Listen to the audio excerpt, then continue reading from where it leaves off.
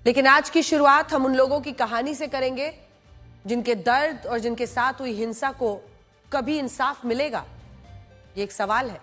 जंतर मंतर के आंदोलन के दौरान प्रदर्शनकारियों पर दिल्ली पुलिस की कार्रवाई को पूरे देश ने देखा।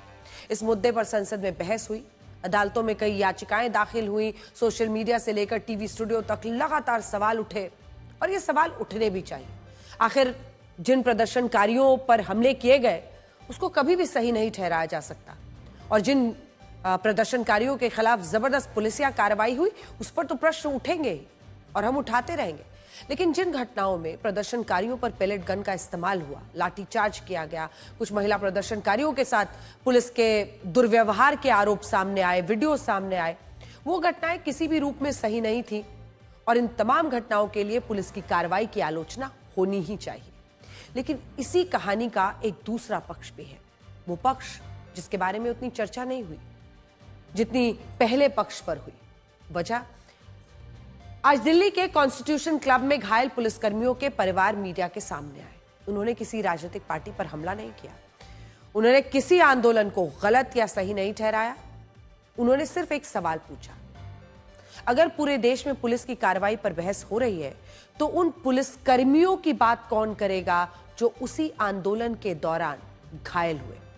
लेकिन उन प्रदर्शनकारियों ने, और अभी तक ये तय भी नहीं है कि वो वाकई प्रदर्शनकारी थे, छात्र थे या फिर ऐसे हुल्लड़बाज घुस गए थे, ऐसे उपद्रवी तत्व उसमें घुस गए थे, जो भी थे, उन लोगों ने पुलिस वालों के साथ क्या किया। उन परिवारों का दर्द कौन सुनेगा जिनके घर का कमाने वाला सदस्य ड्यूटी पर गया था और घायल होकर लौटा। इन परिवारों का कहना है कि लोकतंत्र में हर पीड़ित की आवाज सुनी जानी चाहिए, चाहे वो प्रदर्शनकारी है या फिर पुलिसकर्मी। इन परिवारों ने दावा किया कि 20 से 22 जुलाई के बीच हुई हिंसक घटनाओं में दिल्ली पुलिस के 250 से ज्यादा जवान घायल हुए, 110 से ज्यादा बैरिकेड तोड़े गए, 300 से ज्यादा बॉडी प्रोटेक्टर्स को नुकसान पहुंचा, 350 से ज्यादा हेलमेट टूटे, 25 से ज्यादा सरकारी गाड़ियों में तोड़फोड़ की गई। इन परिवारों को यह भी उनका आरोप है कि कई जगह पुलिस पर पत्थरबाजी की गई। इन आंकड़ों के साथ इन सभी परिवारों का एक ही सवाल है और ये पूछा उन्होंने कि क्या देश में खाकी वर्दी पर हुए हमलों की भी उतनी ही चर्चा हो रही है जितनी पुलिस की कार्रवाई की हुई। ये सवाल इसलिए भी महत्वपूर्ण है क्योंकि लोकतंत्र में किसी भी हिंसा को सही नहीं ठहराया जा सकता। अगर पुलिस ने जरूरत से ज्यादा बल प्रयोग किया तो उसकी भी जांच होनी चाहिए, जवाबदेही तय होनी चाहिए, दोषियों के खिलाफ कार्रवाई भी होनी चाहिए। लेकिन अगर किसी प्रदर्शन के दौरान पुलिसकर्मियों पर जानबूझकर हमला हुआ, उन्हें पीटा गया, दौड़ा दौड़ा कर पीटा गया, उन पर पत्थर फेंके गए, सरकारी संपत्ति को नुकसान पहुंचाया गया, तो उस पर भी उतनी ही गंभीरता से बात होनी चाहिए। और ये लोग क्या कह रहे हैं? वो यही कह रहे हैं कि उनके माता पिता, अलग अलग जो लोग पहुंचे अपनी अपनी ड्यूटी पर, वो बता रहे हैं कि कैसे उनके पिता के साथ क्या बर्ताव हुआ। देखिए, आज दिल्ली पुलिस में तैनात एक एसीपी की पत्नी सामने आई, उपनीत कौर। उन्होंने बताया कि 20 जुलाई की रात उनके पति जब ड्यूटी से घर लौटे तो वो गंभीर रूप से घायल थे। उन्होंने कहा कि उनकी 2 साल की बेटी उस दिन अपने पिता को उस हालत में देखकर डर गई थी, लेकिन उनका ये दर्द ना किसी ने जाना ना किसी ने पूछा। मेरा नाम उपनीत कौर है और मेरे पति दिल्ली पुलिस में एसीपी के पद पे सेवाएं निभा रहे हैं। 20 जुलाई की रात, देर रात जब वो घर पहुंचे चोटिल हालत में, वो क्षण मेरी और मेरी बेटी, 2 साल की बेटी के लिए बहुत ही दर्दनाक, बहुत ही ट्रॉमेटिक था। मेरे साथ अभी दिल्ली पुलिस के परिवार के मेंबर्स हैं, दिल्ली पुलिस कर्मियों के परिवार के मेंबर्स, और हम अपनी आप बीती आप लोगों के सामने रखना चाहते हैं। एक यूनिफॉर्म के पीछे सिर्फ एक पुलिस कर्मी नहीं होता, उसके पीछे होती है उसकी माँ, पिता, पत्नी, बच्चे और पूरा परिवार जो देर रात तक वेट करता है कि वो सुकुशल घर लौट आए। दिल्ली पुलिस के एक सब इंस्पेक्टर की बेटी कुंजल ने भी अपनी बात रखी। उन्होंने बताया कि उनके पिता जंतर मंतर पर बैरिकेड के पास तैनात थे और अक्सर घर आकर कहते थे कि आंदोलन में अब सिर्फ छात्र नहीं है बल्कि कई बाहरी लोग भी शामिल हो चुके हैं। ये वो परिवार से डिस्कस करते थे। ये भी आरोप है कि 25 जुलाई को भीड़ ने उनके पिता को घेर लिया, उन्हें खींचकर मंच के पास ले गई, उनकी बुरी तरह पिटाई की गई। उनके मुताबिक उनके पिता करीब 4 घंटे तक अस्पताल में बेहोश रहे और उनके सिर में 4 टांके लगाने पड़े। इसी तरह दिल्ली पुलिस के एक एएसआई की पत्नी सीमा, जिन्होंने अपनी आपबीती सुनाई और ये बताया कि उनके पति पिछले 33 सालों से पुलिस सेवा में है और आंदोलन के दौरान उनकी ड्यूटी भी जंतर मंतर पर लगी थी, जिन पर भीड़ में मौजूद कुछ लोगों ने गमले, पत्थर, चप्पल, जूते सब फेंके। और इसी प्रेस कॉन्फ्रेंस में लक्ष्य नाम के एक छात्र ने भी अपने पिता के बारे में बताया और ये कहा कि कुछ उपद्रवियों ने अचानक उनके पिता पर ड्यूटी के दौरान पत्थरबाजी शुरू कर दी और जब वो अपने साथी पुलिसकर्मियों और वरिष्ठ अधिकारियों को सुरक्षित स्थान पर ले जाने की कोशिश कर रहे थे, तभी उनके सिर पर पत्थर लगा था। सुनिए। 25 तारीख को my father was pulled by a rowdy mob and he was almost lynched near the stage of Jantar Mantar. This happened on 25th and around 2 p.m. He was unconscious at the RML hospital for about 4 hours. जिस parliament में politician police वालों को criminal बोल रहे हैं, उसी parliament को protect करने के लिए मेरे पापा ने इतनी सारी सीरियस इंजरीज ली हैं। मेरे पति को भी जो ड्यूटी के दौरान हेलमेट दिया जाता है, उनका हेलमेट भी पूरी तरह से टूट गया था और यदि कोई पत्थर का टुकड़ा हेलमेट टूटने के बाद उनके सर पर लगता तो शायद वो आज इस दुनिया में नहीं रहते। ये सोचकर और ये उनके बताए जाने पर मैं इतनी ज्यादा मतलब मेरी रूह कांप गई थी कि इसके बाद मेरा और मेरे परिवार का क्या होता। मुझे पता चला कि मेरे फादर को उनके हेड पे इंजरी आ रखी है उनके फ्रेंड के थ्रू।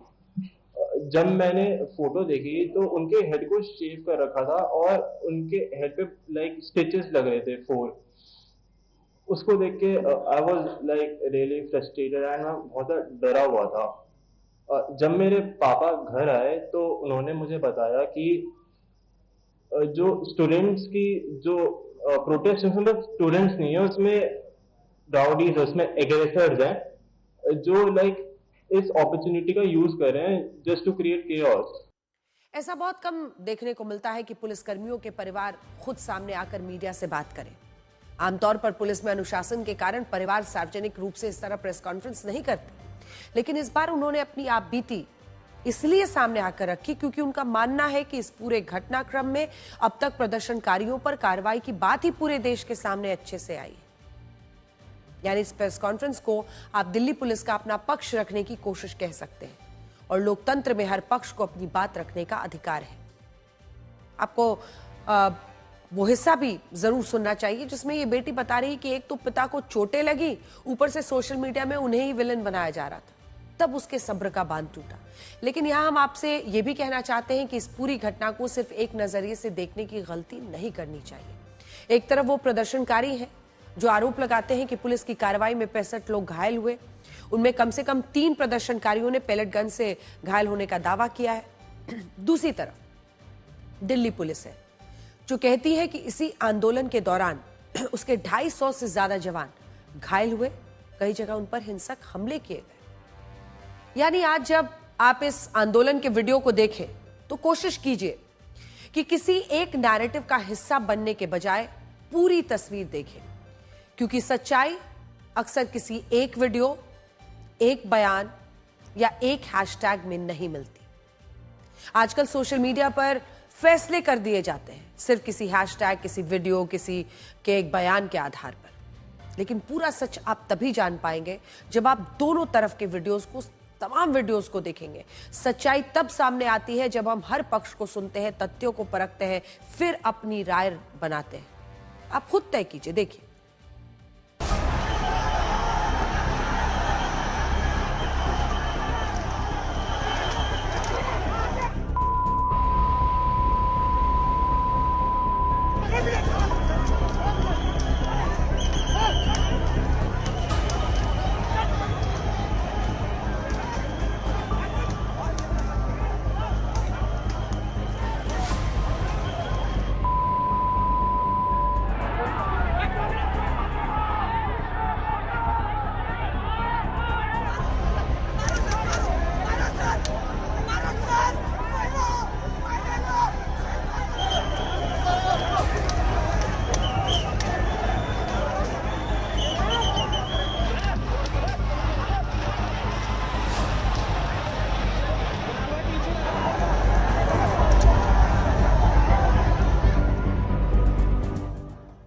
ये प्रेस कॉन्फ्रेंस ऐसे समय में हुई है जब दिल्ली सरकार ने जंतर मंतर के विरोध प्रदर्शन में शामिल आम प्रदर्शनकारियों और छात्रों को बड़ी राहत देते हुए उनके खिलाफ दर्ज मुकदमों को बंद करने और आगे कोई कानूनी कार्रवाई न करने का आदेश जारी कर दिया है।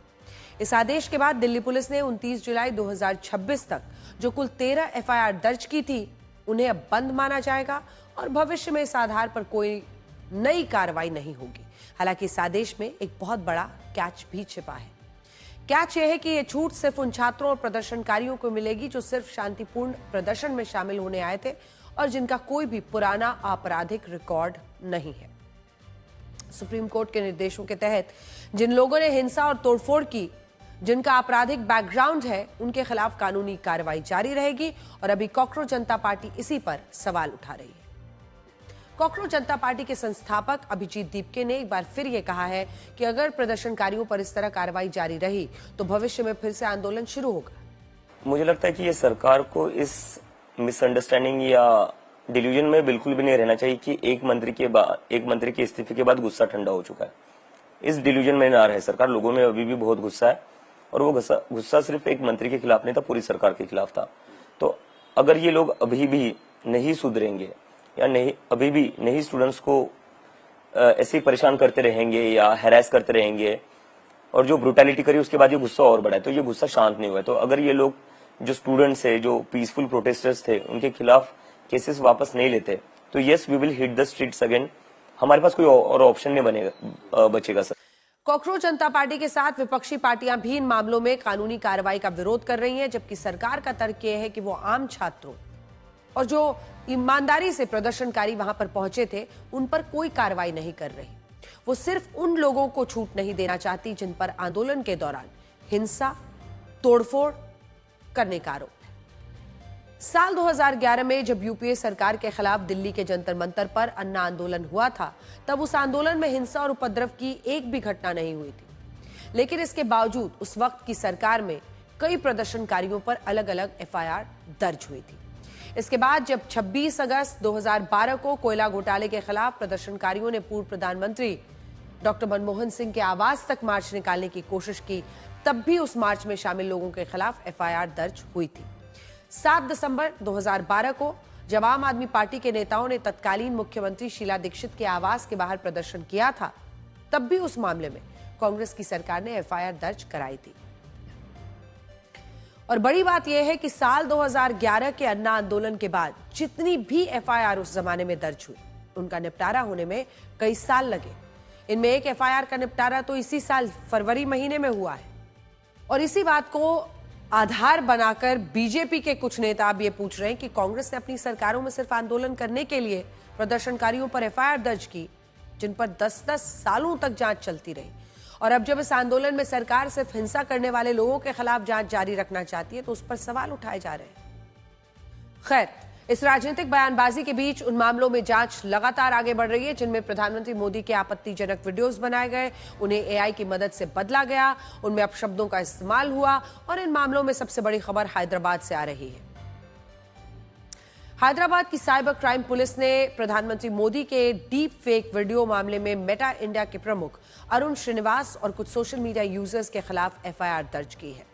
यह इसलिए अहम है क्योंकि पहली बार इस तरह के मामले में जांच एजेंसियों ने सीधे सोशल मीडिया कंपनीज की जिम्मेदारी तय करने की कोशिश की है। और सवाल यही है कि जब कोई ऐसा कंटेंट किसी सोशल मीडिया प्लेटफॉर्म पर आता है जो फर्जी हो सकता है, जिसे एआई की मदद से बनाया गया हो और जो किसी की छवि को नुकसान पहुंचाता हो, तो उसे रोकने की जिम्मेदारी किसकी है? क्या यह जिम्मेदारी सिर्फ वीडियो बनाने वाले की है या फिर उस प्लेटफॉर्म की भी है जहां से वो वीडियो लाखों लोगों तक पहुंचता है? अनेकों ऐसे वीडियोस जो हटा दिए जाते हैं, लेकिन deep fake videos Facebook, Instagram सब जगह तैर रहे हैं। मेटा के प्लेटफॉर्म पर प्रधानमंत्री मोदी के ऐसे वीडियो सामने आए जिनके बारे में जांच एजेंसियों को शक है कि उन्हें एआई की मदद से बदला गया या तैयार किया गया। और इसी आधार पर साइबर पुलिस ने भारतीय न्याय संहिता और आईटी एक्ट की धाराओं के तहत यह मामला दर्ज किया। जानते हैं इस मामले में पुलिस किन बातों की जांच कर रही है? पुलिस ये देख रही है कि प्रधानमंत्री मोदी के इन डीप फेक वीडियोस को सबसे पहले किसने बनाया, इन्हें सोशल मीडिया पर किसने वायरल किया, क्या जानबूझकर बड़े पैमाने पर फैलाया गया, मेटा के कंटेंट मॉडरेशन सिस्टम ने इन्हें समय पर क्यों नहीं रोका। यानी वही सवाल जो 2 दिन पहले हमने इसी शो में आपके सामने उठाए थे। हमने पूछा था कि जब प्रधानमंत्री मोदी का वीडियो फेसबुक से हट सकता है तो फेक न्यूज फैलाने वाले ये डीप फेक वीडियोस क्यों नहीं हटाए जाते। यहां कुछ लोग ये सवाल भी पूछ रहे हैं कि क्या पुलिस किसी सोशल मीडिया कंपनी के अधिकारी को ऐसे मामले में आरोपी बना सकती है। तो इसका जवाब है हां। अगर जांच एजेंसियों को लगता है कि किसी सोशल मीडिया कंपनी की लापरवाही, नियमों के पालन में कमी, कंटेंट मॉडरेशन की नाकामी की वजह से कोई आपत्तिजनक वीडियो बड़े स्तर पर फैला, तो उसकी भूमिका की जांच हो सकती है। यूरोप के देशों में इन कंपनियों की यह जिम्मेदारी तय हुई है और अब इसी आधार पर मेटा इंडिया के प्रमुख अरुण श्रीनिवास का नाम इस एफआईआर में शामिल किया गया है। हालांकि इस पूरे मामले में सिर्फ सोशल मीडिया कंपनीज ही सवालों के घेरे में नहीं है, उन लोगों पर भी कार्रवाई हो रही है जिन्होंने प्रधानमंत्री मोदी के खिलाफ आपत्तिजनक भाषा या गाली गलौज वाले वीडियोस बनाए थे। ऐसा ही एक मामला उस वीडियो से जुड़ा है जिसमें आरोप है कि जंतर मंतर के आंदोलन के दौरान एक लड़की ने प्रधानमंत्री मोदी और इटली की प्रधानमंत्री जॉर्जिया मेलोनी के खिलाफ अपशब्दों का इस्तेमाल किया। इस मामले में नोएडा में 0 एफआईआर दर्ज की गई थी, जिसे अब जांच के लिए दिल्ली के संसद मार्ग थाने में ट्रांसफर कर दिया गया है। यहां हम इस आपत्तिजनक वीडियो को बनाने वाली लड़की की तस्वीर आपको नहीं दिखा रहे हैं क्योंकि दिल्ली पुलिस ने अपील की है कि जांच पूरी होने और कोई ठोस कार्रवाई होने तक उसकी पहचान सार्वजनिक न की जाए। हालांकि इस एफआईआर के बाद सोशल मीडिया पर एक नई बहस शुरू हो गई है। एक तरफ ऐसे लोग हैं जो कहते हैं कि प्रधानमंत्री या किसी भी व्यक्ति के खिलाफ अभद्र, अपमानजनक भाषा का इस्तेमाल गलत है और कानूनी कार्रवाई होनी चाहिए। वहीं दूसरी तरफ कुछ लोग इसे अभिव्यक्ति की आजादी का सवाल बता रहे हैं। एफआईआर का विरोध करने वालों में कॉकरोच जनता पार्टी के प्रवक्ता सौरभ दास है। उनका कहना है कि सिर्फ अभद्र भाषा का इस्तेमाल करने से किसी को अपराधी नहीं बनाया जा सकता। अगर सरकार और पुलिस को कार्रवाई करनी है तो उन्हें उन लोगों पर ध्यान देना चाहिए जिन पर गंभीर आपराधिक मामले दर्ज हैं। हालांकि इसके बाद, इस बयान के बाद ये बहस और ज्यादा बढ़ गई है और बहुत सारे लोग ये भी पूछ रहे हैं कि क्या अभिव्यक्ति की आजादी पूरी तरह असीमित हो सकती है। संविधान का अनुच्छेद 19 हर नागरिक को अभिव्यक्ति की स्वतंत्रता देता है, लेकिन अनुच्छेद 19(2) ये भी कहता है कि इस अधिकार पर कुछ उचित प्रतिबंध लगाए जा सकते हैं। यानी भारत में अभिव्यक्ति की आजादी महत्वपूर्ण अधिकार है, लेकिन यह अधिकार पूरी तरह एब्सोल्यूट यानी असीमित नहीं है। अगर किसी बयान से हिंसा भड़कने या फिर सार्वजनिक व्यवस्था बिगड़ने, मानहानि होने या कानून का उल्लंघन होने की स्थिति बनती है तो उस पर कानूनी कार्रवाई का प्रावधान है। और इन मामलों में भी जिन लोगों ने प्रधानमंत्री मोदी के लिए गालियों का इस्तेमाल किया, उनके खिलाफ कानूनी कार्रवाई का समर्थन हो रहा है और यह बहस आज देश के युवाओं के बीच चल रही है, खासकर जेनजी युवाओं के बीच जो सोशल मीडिया पर अपनी राय खुलकर रखते हैं। कई प्रदर्शनकारी युवाओं ने अब अपने कुछ व्यवहार के लिए माफी भी मांगी है। जैसे जिस छात्रा ने आरएएफ के जवान के साथ मजाक उड़ाते हुए वीडियो बनाया था, उसने एक नया वीडियो जारी कर अपने व्यवहार के लिए माफी मांगी। हालांकि इस छात्रा का यह भी आरोप है कि माफी मांगने के बावजूद उसे सोशल मीडिया पर डराया जा रहा है, धमकियां दी जा रही हैं। और अगर ऐसा है तो यह भी उतना ही गंभीर मामला बनता है कि किसी बच्ची को रेप या फिर किसी भी तरह की धमकी दी जाए। लेकिन सवाल है कि जांच होनी चाहिए और जो भी कार्रवाई हो कानून के मुताबिक होनी चाहिए।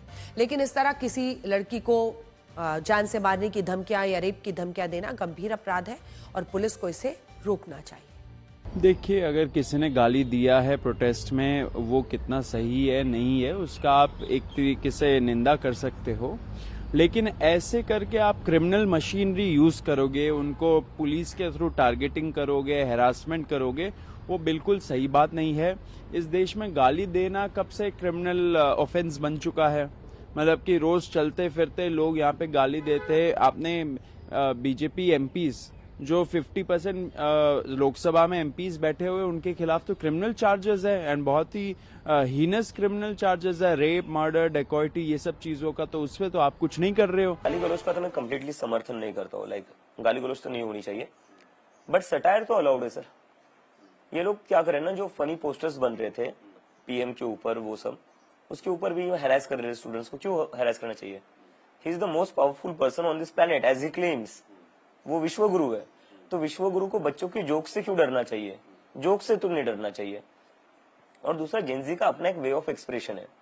मैंने ये कह रहा कि गाली गलौज का मैं समर्थन करता हूँ, और वो होना भी नहीं चाहिए। जब पुलिस ये कार्रवाई कर रही है तब प्रधानमंत्री मोदी ने सोशल मीडिया पर जेनजी युवाओं से अपना संवाद जारी रखा है। प्रधानमंत्री मोदी ने अपने एक नए वीडियो में यह भरोसा दिलाने की कोशिश की है कि सरकार पेपर लीक माफिया के खिलाफ कड़े कदम उठा रही है। सुनिए। पिछले कई दशकों से हर राज्य और केंद्र सरकार इस प्रकार की पेपर लीक की परेशानी झेल रहा है। बच्चों के भविष्य को भी इसके कारण संकट पैदा हो रहा है। इन सब को ध्यान में रखते हुए देशव्यापी सभी राज्यों में भी और केंद्र में भी शिक्षा पद्धति में सुधार अनिवार्य हो गया है। टेक्नोलॉजी के भरपूर उपयोग की आवश्यकता हो गई है और साथ साथ फिर से कोई पेपर माफिया, पेपर लीक करने वाली गैंग, देश के बच्चों के भविष्य के साथ खिलवाड़ करने वाली गैंग, उनको बख्शा नहीं जाएगा। इसलिए कठोर कानूनों की भी जरूरत है। हम संसद में बिल लेकर के गए थे और जैसा मैंने आपको वादा किया था, गत 2 दिन संसद के दोनों सदनों ने, अधिकतम माननीय सांसदों ने विस्तार पूर्वक उससे चर्चा की है और आज दोनों सदनों ने इस कठोर कानूनों वाले, प्रावधानों वाले इस बिल को पास कर दिया है। खैर, भारत में इस साल का सबसे बड़ा मुद्दा शायद यही नीट पेपर लीक का रहा है। लेकिन क्या आप जानते हैं कि यह पेपर लीक हुआ कैसे? इस मामले में सीबीआई ने अपनी चार्जशीट दाखिल की। इसमें पेपर लीक की जो कहानी सामने आई वो इस देश के हर नागरिक को सुननी चाहिए। सीबीआई की जांच में सामने आया है कि इस साल नीट का जो पेपर लीक हुआ वो 2024 वाले पेपर लीक से बिल्कुल अलग था। 2024 में आरोप था कि परीक्षा केंद्र पर पेपर चोरी करके उसे लीक किया गया था। लेकिन इस बार जांच एजेंसियों को शक है कि समस्या पेपर बाहर जाने से पहले शुरू हो गई थी। और ये हुआ कैसे था वो समझिए। असल में किसी भी बड़ी परीक्षा का जो क्वेश्चन पेपर तैयार करना है वो एक बहुत ही गोपनीय प्रक्रिया होती है। इसमें अलग अलग स्तर पर लोगों की जिम्मेदारी तय की जाती है ताकि किसी एक व्यक्ति के पास पूरी जानकारी ना हो। लेकिन इस बार की नीट परीक्षा में कुछ लोग ऐसे थे जो क्वेश्चन पेपर तैयार करने की प्रक्रिया में भी शामिल थे और उन्हीं क्वेश्चन पेपर के अनुवाद का काम भी कर रहे थे। यानी उन्हें फाइनल क्वेश्चन पेपर देखने का ज्यादा समय और ज्यादा पहुंच मिली हुई थी, जिसके कारण यह पेपर लीक हुआ। सीबीआई के मुताबिक इसी का फायदा उठाकर कुछ सवाल पहले याद किए गए और फिर उन्हें छात्रों तक पहुंचाया गया। इनमें भी एनटीए के पैनल में शामिल 3 टीचर्स पर आरोप है कि क्वेश्चन पेपर तैयार करने और मराठी अनुवाद की प्रक्रिया के दौरान अंतिम सवालों को देखा था। इनमें केमिस्ट्री के टीचर पीवी कुलकर्णी, फिजिक्स की टीचर मनीषा गुरुनाथ मंधारे और बायोलॉजी की टीचर मनीषा संजय हवलदार शामिल थी। अब यह आरोप है सीबीआई का और सीबीआई का आरोप है कि इन तीनों टीचर्स ने फाइनल क्वेश्चन पेपर के सवालों को याद कर लिया और पुणे में अपनी निजी ट्यूशन क्लास से जुड़े कुछ छात्रों को ये सवाल बहुत महत्वपूर्ण बताकर उन्हें तैयार करने के लिए दे दिए। सीबीआई की जांच में यह भी सामने आया कि ये टीचर्स क्वेश्चन पेपर तैयार करने की प्रक्रिया के दौरान एक सुरक्षित माहौल में रखे गए थे। लेकिन जांच एजेंसियों का आरोप है कि वो उस प्रक्रिया के बीच अपने घर जाते थे, ट्यूशन पढ़ाते थे, फिर अगले दिन वापस अपनी ड्यूटी पर आते थे और यहीं से सुरक्षा व्यवस्था पर सवाल खड़े हुए। यानी ये टीचर्स जब पेपर सेट करने या उसके अनुवाद करने का काम कर रहे थे तभी उन्हें बाकी जगहों पर भी जाने की इजाजत मिली और इसी वजह से जो सवाल इन्हें याद होते थे इन्हें ये छात्रों को लिखवा देते थे, जिसके कारण ये पेपर लीक हुआ। एक लाइन में कहें तो जो टीचर्स इस पेपर को सेट कर रहे थे उन्हीं टीचर्स ने इसे लीक किया। यह भी आरोप है कि मनीषा वाघमारे नाम की एक ब्यूटिशियन जो इन टीचर्स को जानती थी उसे कुछ छात्रों के जरिए ये सवाल मिले। इसके बाद आरोप है कि उसने इन सवालों को क्वेश्चन पेपर के रूप में बाकायदा तैयार किया और धनंजय लोखंडे नाम के व्यक्ति तक पहुंचाया। इसके बाद ये सवाल कई लोगों, कई राज्यों तक पहुंचाए गए। यानी एक ऐसा नेटवर्क तैयार हुआ जिसमें सवाल तैयार करने वालों से लेकर उसे छात्रों तक पहुंचाने वाले लोगों की भूमिका सामने आई। अब सीबीआई के मुताबिक अगर ये ब्यूटिशियन इस नेटवर्क में शामिल नहीं होती तो शायद ये सवाल इतने बड़े स्तर पर नहीं फैलते और मामला सामने भी नहीं आता, या फिर ये प्री प्लान था। इस पूरी कहानी से ये भी समझ आता है कि जिन युवाओं ने इस मुद्दे पर आंदोलन किया वो गलत नहीं थे। उनकी मांगे सही थी। परीक्षा व्यवस्था में कमियां हैं और जवाबदेही कोई नहीं लेता। और जानते हैं ये गंभीर क्यों है? एक छात्र जो सालों साल मेहनत करता है, वो सिर्फ इसी क्वेश्चन पेपर पर भरोसा करता है, उसका पूरा जीवन जैसे इसी पर टिका हो। उसे भरोसा होता है कि परीक्षा में सभी को बराबर मौका मिलेगा, लेकिन जब पेपर लीक हो जाता है तो नुकसान सिर्फ उन छात्रों का नहीं होता जो परीक्षा देते हैं, नुकसान पूरे सिस्टम के भरोसे का होता है। और यही वजह है कि अब सवाल सिर्फ ये नहीं है कि आरोपी कौन है, सवाल ये भी है कि ऐसी व्यवस्था कैसे बनाई जाए जिसमें कोई भी व्यक्ति, चाहे वो अंदर का हो, बाहर का हो, टीचर हो, ट्यूशन पढ़ाने वाला हो, कोई भी हो, लाखों छात्रों के भविष्य के साथ कोई भी खिलवाड़ ना कर सके। इस पूरे घटनाक्रम के बीच लगातार हाई लेवल बैठकें हो रही हैं और ऐसा माना जा रहा है कि सरकार कई मुद्दों पर अंदर खाने चर्चा कर रही है। जैसे आज संसद भवन में दोपहर 1:30 बजे प्रधानमंत्री मोदी की अध्यक्षता में कैबिनेट की बैठक हुई। इसके बाद दोपहर 3:15 पर जब ये बैठक खत्म हुई, तब इसके तुरंत बाद गृहमंत्री अमित शाह प्रधानमंत्री से मिलने के लिए पहुंचे। इसी बैठक के बाद 15 मिनट बाद 3:30 बजे गृहमंत्री अमित शाह, संसदीय कार्य मंत्री किरेन रिजिजू, केंद्रीय मंत्री पीयूष गोयल, लोकसभा स्पीकर ओम बिरला से जाकर मुलाकात की। और इन बैठकों के बाद ऐसा माना जा रहा है कि सरकार विपक्ष की घेराबंदी और जेनजी आंदोलन के बाद एक्शन मोड में है। देखिए, Sir, I have to report that Rajya Sabha at its sitting held on the 30th registration of birth and death amendment bill pay आज यहाँ पारित किया गया है लोकसभा के सदन में, लेकिन विपक्ष के साथियों ने किसी ने भी इस बिल के चर्चा में भाग नहीं लिया। ये दुर्भाग्यपूर्ण है। अपना सीट में आप बैठिए। अगर सदन नहीं चलाना चाहते हैं, सभा की कार्यवाही सोमवार दिनांक 3 अगस्त 2026 को प्रातः 11 बजे तक के लिए स्थगित की जाती है। चर्चा से इनको कोई लेना देना नहीं है।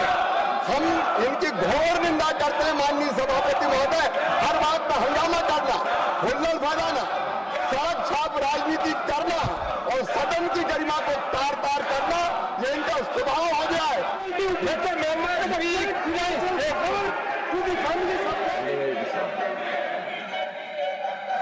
Adjourned to meet at 11 a.m. on Monday, 3rd August 2026. आज पप्पू यादव की इन तस्वीरों को लेकर भी खूब विवाद हुआ है। राम मंदिर में चंदा चोरी की जो घटना हुई, उसके खिलाफ पप्पू यादव साधु के भेष में संसद पहुंचे। वहां विपक्षी सांसदों ने दान लेने के बाद उन्होंने प्रतीकात्मक रूप से यह दिखाया कि कैसे राम मंदिर के चंदे को कुछ लोगों ने चुरा लिया। हालांकि कई लोग इस घटना पर आपत्ति भी जता रहे हैं। देखिए,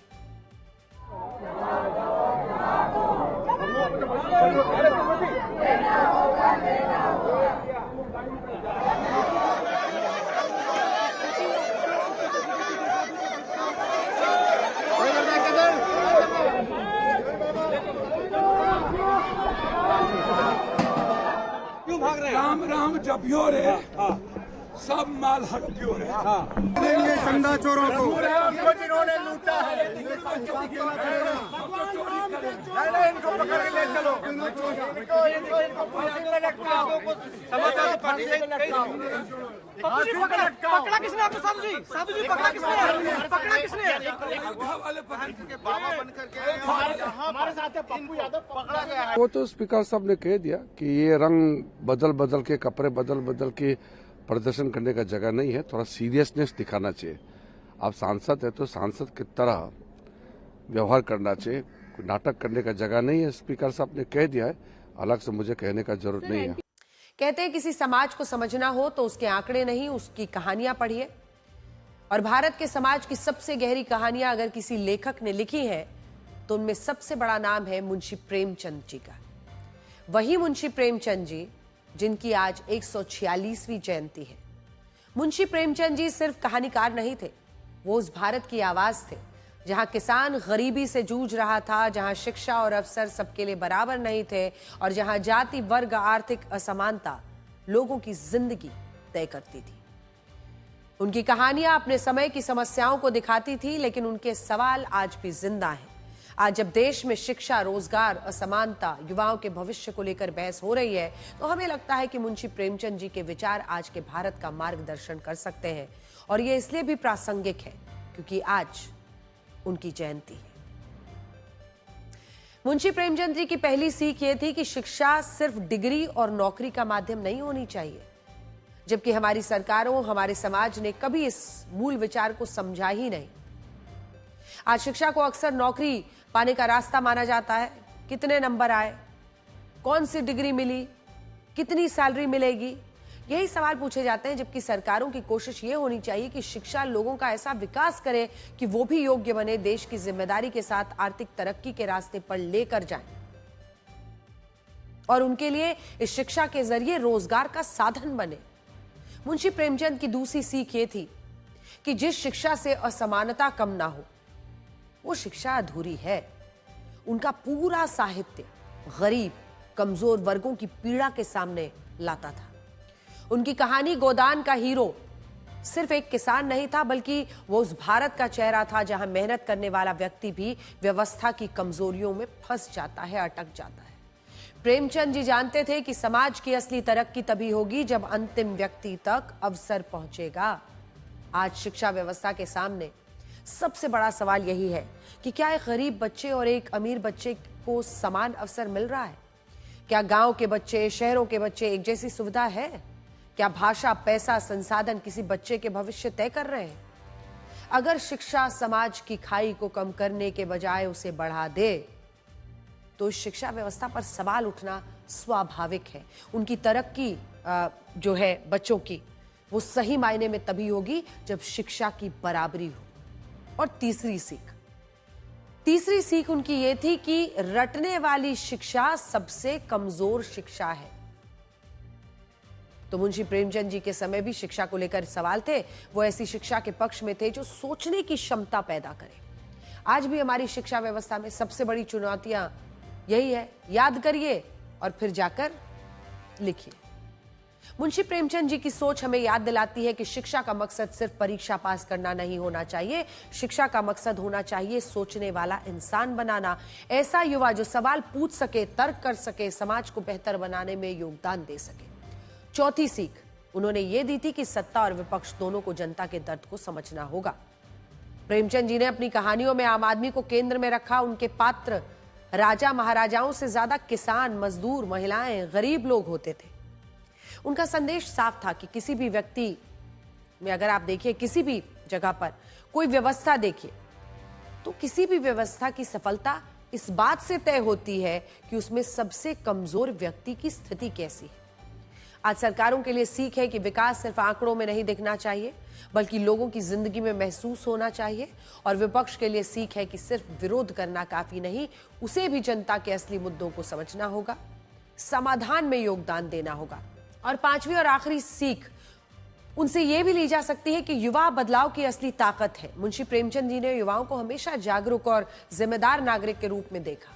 आज की जेनजी के पास पहले से ज्यादा जानकारी है, सोशल मीडिया है, अपनी बात रखने की ताकत है, लेकिन मुंशी प्रेमचंद जी की सीख कहती है कि आवाज के साथ जिम्मेदारी भी जरूरी है। सवाल पूछिए, व्यवस्था से जवाब मांगिए, लेकिन हम सबको मिलकर इस समाज को बेहतर बनाना है। और बदलाव तब आएगा पूरी व्यवस्था में जब सवालों के साथ हम समाधान की भी कोशिश में जुट जाएंगे। मुंशी प्रेमचंद जी ने एक बार कहा था कि साहित्य राजनीति के पीछे चलने वाली सच्चाई नहीं, बल्कि उसके आगे मशाल दिखाने वाली सच्चाई है। और हमें लगता है कि मुंशी प्रेमचंद जी की जयंती पर उनके विचारों की ये टिप्स जो है, ये हमारी सरकारें, हमारे नेता, हमारे समाज को जरूर लेनी चाहिए। खैर, आगे बढ़ते हैं और आपको ये बताते हैं कि नेपाल इस वक्त हिंदू मुस्लिम दंगों की आग में क्यों जल रहा है। यह हिंसा 26 जुलाई को शुरू हुई थी, जब नेपाल के सुनसरी जिले के कप्तानगंज इलाके में हिंदुओं द्वारा सावन महीने की बोलबम यात्रा निकाली जा रही थी। दावा है कि इस यात्रा में जब हिंदू पक्ष कोसी बैराज की तरफ पवित्र जल लेने जा रहे था, यात्रा के दौरान डीजे और तेज आवाज में धार्मिक संगीत बज रहा था। तभी कुछ जो मुस्लिम समुदाय के लोग थे, उन्होंने धार्मिक झंडों और डीजे की तेज आवाज को लेकर आपत्ति जताई। यहीं से शुरुआत हुई। आपत्ति के बाद विवाद इतना बढ़ा कि हिंदू और जो मुस्लिम समाज है उनके बीच सांप्रदायिक दंगे शुरू हो गए हैं।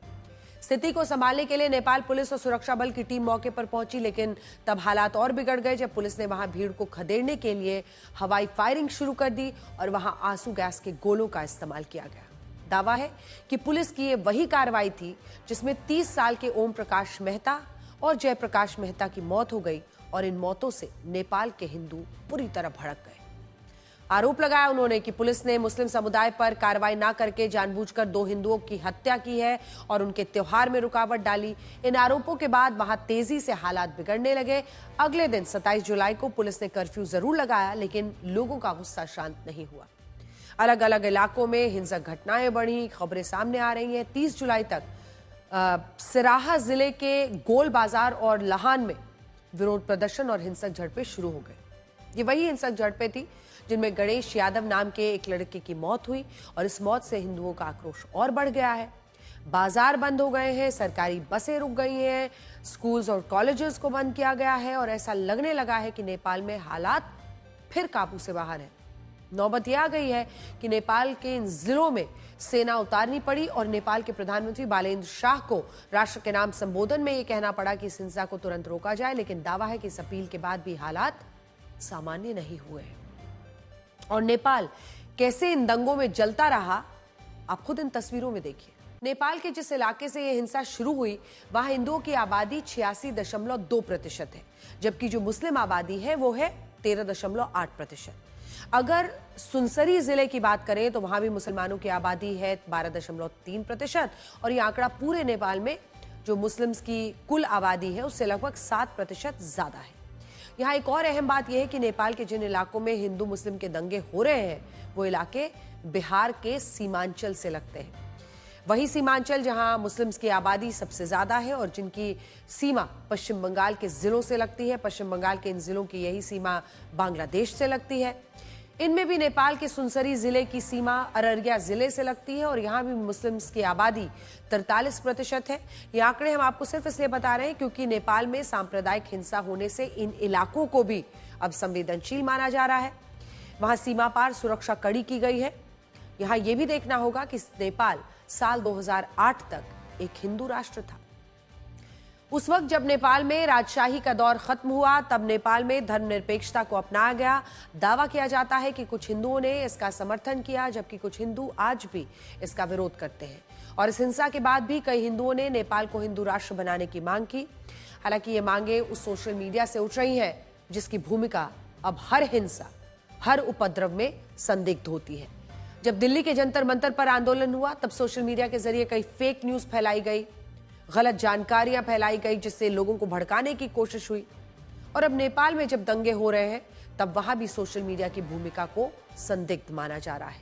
नेपाल की जांच में यह सामने आया है कि इस हिंसा में सोशल मीडिया पर बड़ी संख्या में ऐसे वीडियोस, ऐसी तस्वीरें शेयर की गई जिनमें से कई पुराने थे और इस घटना से कोई संबंध ही नहीं था और पुरानी तस्वीरें दिखा दिखाकर लोगों को भड़काया जा रहा था। दूसरे देशों की घटनाओं की तस्वीरें फैलाई गई और ऐसी तस्वीरों को खूब वायरल किया जिसकी वजह से लोगों का गुस्सा भड़का और यह हिंसा और भयानक हो गई। नेपाल की सरकार ऐसा मान रही है कि अगर सोशल मीडिया फेक न्यूज नहीं फैलाता तो वहां यह हिंसा कई जिलों को अपनी चपेट में नहीं लेती।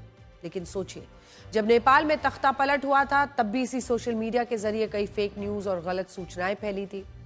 लेकिन क्योंकि तब सरकार गिर रही थी इसलिए सोशल मीडिया के खतरों को नजरअंदाज कर दिया गया और जो लोग आज सत्ता में बैठे हैं वो उस वक्त वाहवाही कर रहे थे। लेकिन आज वही सोशल मीडिया इनके लिए खतरे की घंटी बज गया है और आज जब यही सोशल मीडिया इस हिंसा को फर्जी खबरों से और सुलगा रहा है तो अब वहां सोशल मीडिया के खतरों की बात हो रही है। हकीकत तो यह है कि आज के दौर में सोशल मीडिया कंपनीज की जिम्मेदारी तय करना सबसे ज्यादा जरूरी है। जिनके प्लेटफॉर्म से झूठ फैलता है उसे रोकने में ये पूरी तरह नाकाम है। अफ्रीका महाद्वीप के उत्तरी छोर पर बसा स्पेन का छोटा सा एक ऑटोनोमस क्षेत्र क्योरा एक बड़े प्रवासी और सुरक्षा संकट का सामना कर रहा है। क्योटा और मेलिला स्पेन का ऐसे शहर हैं जो यूरोप नहीं बल्कि अफ्रीका की जमीन पर बसे हैं और इनकी सीमा सीधे मोरक्को से लगती है। और अगर आप इस नक्शे को देखेंगे तो ये यूरोपियन यूनियन और अफ्रीकन महाद्वीप के बीच सीधी जमीनी सीमा भी है। लेकिन दावा है कि इन्हीं इलाकों में करीब 60,000 मोरक्को और अफ्रीकी मूल के प्रवासी सीमा तोड़कर समुद्र के रास्ते स्पेन के इलाके में घुस गए हैं। स्पेन का क्वेटा बॉर्डर पूरी तरह ध्वस्त हो चुका है। हजारों लोग कटीली बाड़ों के गेट तोड़कर और सुरक्षा व्यवस्था को चकमा देते हुए क्वेटा में पहुंच गए हैं। सैकड़ों लोग रबर के रिंग्स, बोट, छोटे टायर्स के सहारे उफनते समुद्र को पार करके स्पेन की धरती पर पहुंच रहे हैं। इस खतरनाक कोशिश में करीब 34 लोगों के डूबने की खबर भी है और डूबने से उनकी मौत हो चुकी है। स्थिति इस कदर बेकाबू हो चुकी है कि स्पेन के प्रधानमंत्री पेड्रो सांचेज ने क्वेटा आर्म्ड फोर्सेस और टैंक्स की तैनाती कर दी है। देखिए, अब यह समझिए कि ऐसा हुआ क्यों। गरीबी, भूखमरी, बेरोजगारी, इससे जूझ रहे अफ्रीकी प्रवासियों के लिए क्वेटा ही यूरोप में घुसने का सबसे सुलभ दरवाजा माना जाता है और वहां पहले भी समुद्र के रास्ते कई प्रवासियों ने शरण ली है। लेकिन इस बार स्पेन के क्वेटा में अचानक आई भीड़ के पीछे वहां के सुप्रीम कोर्ट का एक हालिया फैसला है जो सबसे बड़ा ट्रिगर पॉइंट बन गया। इस आदेश में कोर्ट ने कहा था कि समुद्र या जमीन के रास्ते क्वेटा या मेलिला पहुंचने वाले किसी भी अप्रवासी को बिना किसी उचित कानूनी प्रक्रिया या जांच के सीधे मोरक्को वापस नहीं भेजा जा सकता।